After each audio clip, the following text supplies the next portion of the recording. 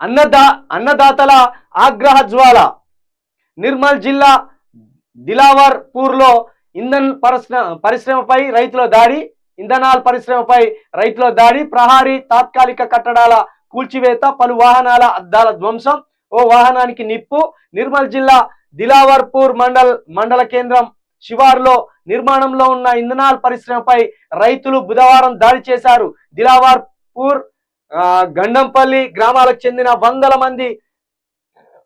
మంది రెండు బృందాలుగా విడిపోయి పరిశ్రమ ఆవరణలోకి చొరబడ్డారు. నిర్మాణ రంగ కార్మికులను అక్కడి నుండి పంపివేశారు. పరిశ్రమ ఆవరణలోని తాత్కాలిక కార్యాలయాల్లో ఉన్న ఫర్నిచర్ ను, పలు వాహనాల అద్దాలను ధ్వంసం చేశారు. పోలీసులు బలగాలు వచ్చేసరికి పరిశ్రమ ఆవరణలో నిర్మాణంలో ఉన్న ప్రహారీ తాత్కాలిక కట్టడాలను కూల్చివేశారు.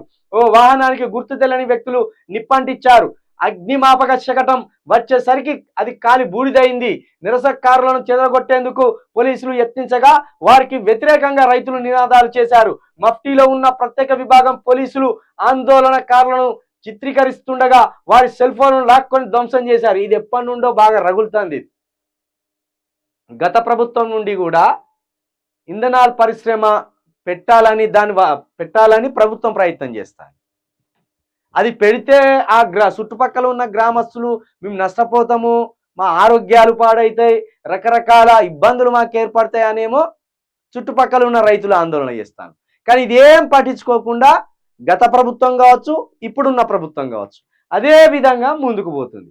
కాబట్టి ఇక్కడ చెప్పదలుచుకునేది ఏంటంటే, మీరు ముందు రైతుల అభిప్రాయాలను, ప్రజల శ్రేయస్సుని, ప్రజల ఆరోగ్యాన్ని, ఆ వాతావరణ పరిస్థితులను అన్నిటినీ ఒక అంచనా వేసుకున్న తర్వాతనే, అక్కడ రైతులు ఓకే అని చెప్పిన తర్వాతనే ఈ ఇంధనాల పరిశ్రమ అనేది అక్కడ పూర్తి స్థాయిలో నిర్మించే ప్రయత్నం చేయండి.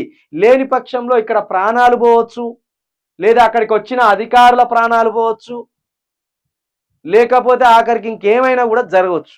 దయచేసి అది రైతులకు వ్యతిరేకంగా చేయకండి. రైతులనే కాదు, ప్రజలు వద్దన్న దాన్ని ముందటేసుకోకుర్రి.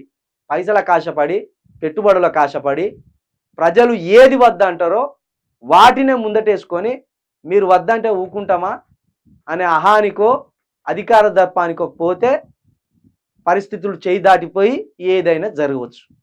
ఎందుకంటే ఇక్కడ ఓట్లేసిన వాళ్ళే వద్దంటుండ్రు. ప్రభుత్వాలకు ఓట్లేసిన వాళ్ళే మాకు ఇది వద్దు అన్నప్పుడు ఎన్నుకోబడిన వారు మంచి మనసుతోటి, పెద్ద ఆలోచనతోటి ఆగిపోవాలి. కానీ ఇక్కడ ఏం చేస్తారంటే, ఎన్నుకున్నోడు ఓట్లేసినోని మాటినాడు, ఎన్నిక కాబడ్డోడు ఓట్లేసినోని మాటినకుండా దురుసుగా ప్రవర్తించి అవసరమైతే లాఠీ చార్జీలు చేస్తారు, చంపుతారు. ఈ ప్రయత్నాలు జరుగుతాయి.